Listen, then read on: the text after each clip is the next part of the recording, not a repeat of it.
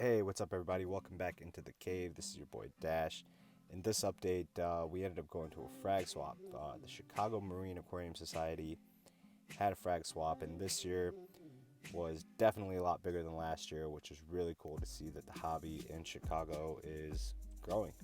More and more vendors are coming to this frag swap, to which I almost didn't go because I was so tired. I was under the weather. I was like, look, I don't feel like going. But my wife was like, look, if you don't go, you're going to regret it. So I was like, you're right. Let's pack up the kid. Let's go. And I'm glad I went because unlike last year where I was just buying things just for the sake of buying them, this year I kind of had a better idea of what I wanted for the tank, which helped me, one, save money, and two, get exactly what I wanted, which actually I picked up my first worldwide coral piece. So guys, in the video, I'll show you what I bought, where I mounted it, and what the tank looks like today, and what I've kind of been going through for the past about week or two. So with all of them dipped and off their plugs and mounted onto rubble, these are the three pieces that I bought. The one in the back right there, that is a worldwide coral slime ball anacropora. Very sweet, guys. This video is not doing it justice. It's like a highlighter yellow. That piece that we're looking at right now is a Garf bonsai that I picked up from Jason Fox. And this is all my cyano that is still happening in the tank. Now, it's definitely not as bad as it was maybe 3 or 4 weeks ago. Just been keeping up with water changes, but it's definitely a little bit of a light dusting. Still trying to knock back these nutrients from all the stuff that was just stuck in the rocks over the past, 6 to 7 months. So did about a 10-gallon water change here. Wanted to be safe. There was new pieces going into the tank. And here's the first piece mounted, guys. This is a deep water acro from Cherry Corals called the Needle in a Haystack. A really cool looking piece, and these deep water acros have some really cool growth patterns, so really looking forward to that. Went ahead and mounted both the Garf bonsai and the slime ball, and shortly after mounting them, you can see that the polyps were out. They looked happy. They're actually mounted on two different sides of that middle rock, and it'll kind of be easier to see when I zoom out.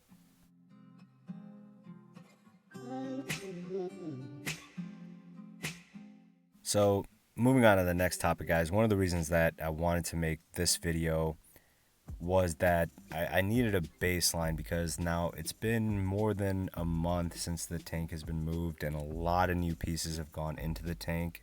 And I'm actually starting to see growth on some of the SPS as well as pretty good signs of recovery on some of the LPS that, I kind of neglected.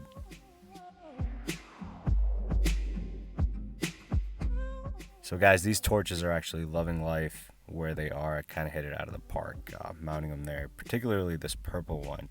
And it's crazy to think that I bought it last year at the same frag swap, and I've never seen it extend the way it is now.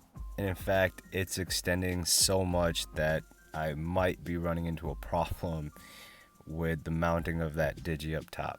See, that's just the way this hobby is. You do one thing right and you've probably done something else that's wrong. And as you can tell, this is inching very, very close to tagging that dude up there.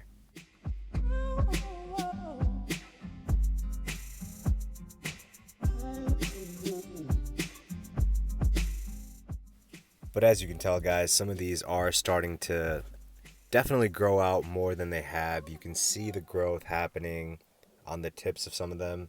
So now what I've started to do is I've started to test my water, check my calcium, alkalinity, and magnesium, and kind of keep record starting now because I'm not dosing anything right now, but I do plan on doing it in the future. So I figured gathering as much data as I can right now before I start dosing will definitely help, especially considering when I moved the tank, I used a lot of store-bought water as well as water I had in the tank, which hadn't been changed, so it's not like I had accurate levels anyway. And I'm also using the Red Sea Coral Pro Salt, which generally has, not generally, it has elevated levels. So I've kind of been just trying to do, water changes every single week to slowly bump the levels up, as well as just keep track of how much I gain in every single element as I do my water change. And it turns out that I'm playing a game of catch up because every time I do a water change, the levels will just return back to what they were before the water change by the time it comes time for the next water change. So what I'm trying to do now is just bump up the amount, the percentage of water that I am putting into the tank, which is helpful because one way it's helping me balance the levels, to get to the levels of the salt that I have, but also knock down some of the nutrient issues that I have with the cyano and the detritus that's built up. So the plan for now is to just put in the work, keep changing out water, keep testing, keep seeing how much the levels go up and down. As long as everything in the tank looks good and it's stable and is growing, I'm just going to keep doing that.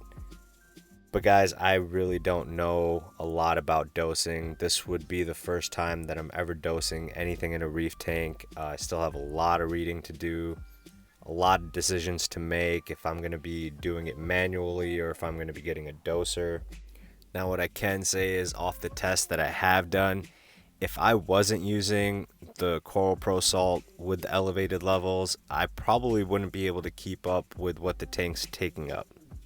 So stability is the word, and I guess that's what I've been chewing on for the past week is how can I possibly keep this thing stable, because the test results are telling me that what I'm doing is barely enough. But thankfully the tank is looking good now. The next step is to add some more fish. I only have that yellow chorus wrasse in there, so stocking the tank responsibly and making sure the nutrients stay under control will be another battle, I'm sure. And this pump that you guys see, actually, it's not even on. I don't even know why I have it in the tank. It's just kind of stayed there.